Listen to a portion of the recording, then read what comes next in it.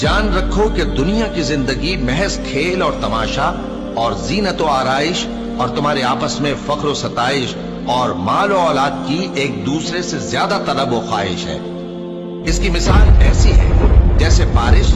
کہ اس سے اگنے والی کھیتی کسانوں کو بھری لگتی ہے، پھر وہ کھیتی خوب زور پر آتی ہے، پھر اے دیکھنے والے تو اس کو دیکھتا ہے کہ پک کر زرد پڑ جاتی ہے، پھر چورا چورا ہو جاتی ہے۔ اور آخرت میں کافروں کے لیے عذاب شدید اور مومنوں کے لیے اللہ کی طرف سے بخشش اور خوشنودی ہے۔ اور دنیا کی زندگی تو دھوکے کا سامان ہے۔ بندو اپنے پروردگار کی بخشش کی طرف اور جنت کی طرف لپکو جس کا عرض آسمان اور زمین کے عرض کا سا ہے، اور وہ ان لوگوں کے لیے تیار کی گئی ہے جو اللہ پر اور اس کے پیغمبروں پر ایمان لائے ہیں۔